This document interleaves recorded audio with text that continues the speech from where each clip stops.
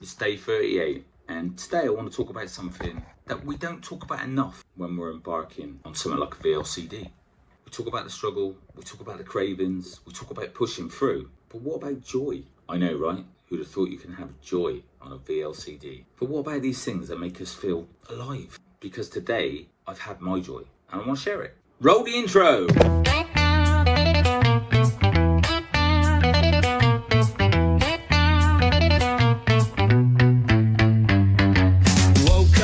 This morning, pants too tight. Looked in the mirror, gave myself a fright. Tea in one hand, biscuit in the other. Time to change this dance, my butter lover. It's day 38. I'm in the studio again, playing some new stuff for that new album of mine that I'm doing. So might not be a lot of vlogging during the day, but we're here. Sneezing and drinking black coffee. So today I've been in the studio doing something I love. Music's always been one of those places that I lose myself, lose my stress, and just feel like me. And I realised when I'm in that space, I don't think about food. I don't think about the scales. I don't think about the plan at all. I'm just living. And isn't that what this is all about? It's not just about losing weight. It's about finding ourselves again. It has been a completely full-on day, and I've been in the studio. I've done 3 tunes today. Three tunes. Only demos, but 3 tunes all the same. And came to a bit of a decision what I'm going to do. I'm going to take a band out because I'm sick of not fucking playing. So yeah, the old theme tune to this vlog might well make an appearance live, which would be great. But yeah, I haven't done much vlogging at all today because I've been busy. I mean, I dropped a bit of a bombshell yesterday with the awards mean nothing thing. People probably think, oh, you know, fucking that's right, you fucking miserable twat. You won. But I just seen so many people hurting over that I just wanted to say it, really. I'm maybe going to talk later, I don't know, about other forms of dropping weight versus a VLCD. Who knows? Who knows what's going to come out of me goggin? Tomorrow I'm picking up my car. I've been without a vehicle for quite some time now, but that's not why I'm excited. Because getting my new car is symbolic for me. It's motion, it's freedom. It's literally getting me back in the driver's seat. And Bex and me, we're booking a holiday too. Something to look forward to. We don't have wing mirrors on the side of our head. We have eyes in the front of our head, because that's the way we're going. And I'm not booking this holiday for when I lose weight, not when I hit goal. But I'm doing it now, because joy doesn't have to wait. I can get all the feelings, create all the dolphins in my head, now, planning, booking, and I can't wait. Joy is a strategy, not a luxury. So what has being in the studio helped me so much? Well, for people like me who have a active creative brain, I'm all searching for that sort of feeling of doing something that is making something come alive. And when I can't access that, I go inward. Life's dull. And so if you don't do these things that make you smile, it's like, I know this sounds really simplistic, but I say to people all the time, if you want to smile more, do the things that make you smile. And they go, oh, tell me something I didn't know. I go, yeah, but you don't. And don't get me wrong, I understand people have to go to work, people have to earn money, people have got kids, people have got lives. But honestly, if you don't do the things that make you smile and make you happy, then their lives will be shit too. And you won't earn money and you won't be productive. I know that I go to the studio once a week, and it's because I write songs and I've always had that outlet. And I know for me that it is my therapy. And now people find that a bit odd, but you might listen to my songs and you might think, what's that about? It doesn't matter. Like, you're going to interpret it however you want to interpret it. But like for me, they're my deepest, darkest inner thoughts. I might do it with a little bit of a Cockney twang to it and a fucking whoops, have a banana or whatever. But there will be a meaning behind it. When I did this journey with Lawrence, there was a song I wrote called Hurricane. And this chorus, like I remember taking it to the band and going, we ought to do this song. And they were like, it's cheesy as fuck, because it's got like this chorus that goes, rock star, you're a rock star. And they were like, what the fuck, why'd you come up with that? And it's because Lawrence used to call me rock star, superstar all the time. He used to go, you're a rock star, you're a rock star. And Hurricane was about this, there's a line in it where it says about, you can't teach the fishes about riding in an aeroplane, because they don't share your wishes about flying for a hurricane. The point was being like, nobody's going to understand your journey. They won't.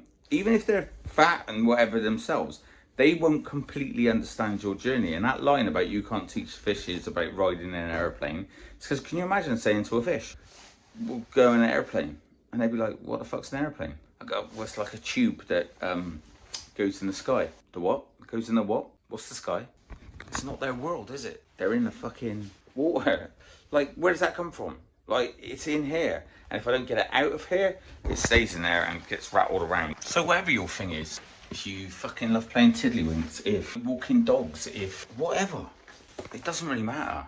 If it puts a fucking fire under you and makes you feel free and doesn't involve food, it's got to be a winner. Most of the time when we eat, feel better because we want to release those dolphins flying around our heads, all that happy, vibey feeling. And we get that from sugar and food, drink, drugs. Depends what your weapon of choice is. So if you can create that feeling without doing any of those destructive behaviours, like I can in the studio, when honestly, today, I probably won't have a product till about 4 o'clock. And not because, oh, that's what I'm planning. It's just that's the way it goes. When you're in there and you're doing and occupying your brain with something that makes you happy, it's winner, fucking powdered dinner, right? Find out what you love. And it doesn't matter what it is, as long as you love it, do it. Here's what I want to say to anybody who's on this freaking journey.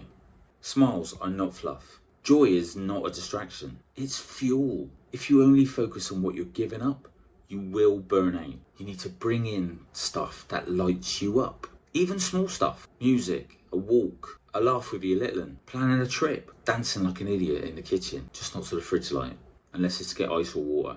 Joy keeps you going, man. And not because it's loud, but because it reminds you you're living again. And why's joy so important? Well, I'll fucking tell you, right? I've literally just got off the phone from a friend of mine whose brother has just been given 4 weeks to live. And that's an interesting phrase, isn't it? You got 4 weeks to live. People don't say you got 4 weeks to die. They say to live. There's something in that. Hopefully, you all and me and the people I care about have got a lot longer to live than that. Choose life. In my before picture, I'm wearing a t-shirt that says choose life on it. That wasn't a mistake. I'm in an 80s tribute band, all right? We wear those sorts of things in that. But I chose to wear that on that day because I wanted to send a message, and I'm like reaffirming it right now. Choose life, because this poor fucker I've just been told about, he now has the only option to choose what he does in the next 4 to 6 weeks. Happiness is something that you need to work on, and it's a journey. It's not a destination. It's that continual working on making these things go. A bit spooky that. Now that's quite a somber conversation that I've just had. But what I said to my friend is, go and enjoy them. Every second you get, reminisce, talk about things that make you happy. Because his brain's gonna need to be occupied right now with something other than doom. And you could probably say to me, Mitch, fucking hell, man. Like, how's he gonna do that? What choice has he got? And when you think about it, what choice have we got? Be happy. Do things that make you happy. I can't stress this enough. If you're sat on the fence, A, you're going to get fucking splinters in your ass. But B, if you're sat on the fence about doing something, and I don't care whether you do a VLCD, Weight Watchers, Slimming World, the Cabbage Soup Diet, the British Heart Foundation Diet, Exempic, fucking Manji Wanji, whatever the fuck it's called. Whatever it is that you do to move forward and get into a happy place, do it. Tomorrow I am going to talk about VLCDs versus the rest. And it's not even a competition. It's a subject that causes procrastination with all of you. Spoiler alert, you just got to get off your ass and do one. But the problem is, and I think this is a key element to this, you don't know what makes you happy. That right there is exactly why you need to go and look, go and discover, try new things. You might find that I've got a client in one of my groups, Yasmin, she's amazing, she just posted. She goes and jumps in fucking freezing cold lakes. Now, excuse me, that for me is not my fucking idea of fun, but she loves it. And it makes her feel alive. And do you know what? I don't think I've ever met someone who's so alive. She's amazing. I've got another client in there. She makes pop. She's creative like that. And she's there and she sings. She's got a voice of an angel. American lady who's got a hint of a northern British accent as well. I meet incredible people. You've got to know what makes you happy, or else you can't get there. Because if you don't know what it is that makes you happy, how do you know you've got it when you've got it? When I'm in that vocal booth, right, and I'm just singing a song that I wrote and I'm creating with my mate, honestly, everything else just disappears. I didn't have a product until I left, and I left at 5 o'clock. And I'm going around Bex tonight, and I'm going to squeeze her a little bit tighter because life's too fucking short not to be happy. Because by the way, it's not just the studio that I'm looking forward to this week. Tomorrow, I'm going to be picking up my car, and I can't wait. I've been without a car for ages, and it's a nice car. It's comfortable, a bit luxurious, and it's not going to be a fucking 80-foot van or even a small van that I've been driving too, and it'd be mine. So that is really making me feel good. Plus, me and Bex are going to book a holiday, and I haven't been on holiday since my honeymoon, which was a long fucking time ago. So these things are important. And yeah, you might put weight on holiday, but I will be in a position where I can go and put some weight on holiday and come back and sort it out. And not because my intention is to put weight on holiday. By the time it gets to that holiday, I would have dropped the weight and I would have prolonged my maintenance for a period of time because it'll be next year. But it gives us something to look forward to, and we all need that. And I find that the people I work with who are in a really desperate place don't have all that, or they have it every week. Like a holiday, like you put weight on a holiday because you're overindulged. It's because it's a fucking holiday. The problem with people who have a weight issue is when they're home from their holiday, they carry on like they're still on their holiday because they're still looking for that thing. You have to create new things that gives you those feelings. And for me, studio, spending time with Bex, and she loves going to all these National Trust places and walking. Fucking huge thing. But I love being with her. So, bang. So, studio. I've got a rehearsal tomorrow night with a band I've not played with for ages and ages and ages and ages. And we got a gig on Saturday. We're doing a free gig to raise money for a little boy who's got cancer in my son's class, actually. So, we're doing that. Again, I won't be thinking about food. The gig on Saturday, you know, yes, there'll be food, yes, there'll be drink, but I'm there to do a job. And it's my job in my head to enjoy that whole experience without having to stick food in my gob. Simple as. But you've got to go and find these things and understand that they make you happy. And if you're sat there thinking, I don't know that anything makes me happy, then that's when you really, really need to go back in time a little bit. What made you smile when you was a kid? I used to love playing football. Playing in football in the garden with the lads the other day. If you actually look at the video, like, I think I'm enjoying it more than them. But I'm not going to be a professional footballer anymore, am I? But I can do that with them. The band. I'm very unlikely to make it as a rock star. I'm fully aware of this. But I am a fucking rock star. I write songs every week, produce music, and it's good stuff. And I love it. And I go out and do gigs and people love it too.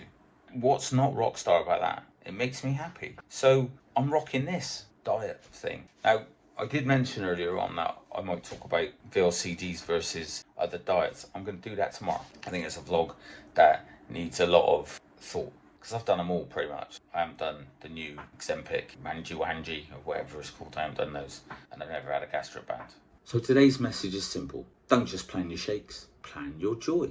That journal I was talking about, make sure all your joy is planned in there. So it reminds you every day to go and have some. More of what makes you smile. Because this is a life you're building. It's not punishment. It's a pathway back to you. I'm Mitch Jones. This is Beyond VLCD Coaching. If you haven't liked and subscribed, get on the fun bus. Let's get those 100 subscribers so I can run naked down Burnham High Street. Not happening, by the way. Beyond the scale we go, my friend.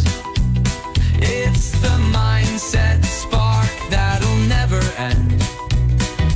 One step forward, one chip less, we're turning chaos into success.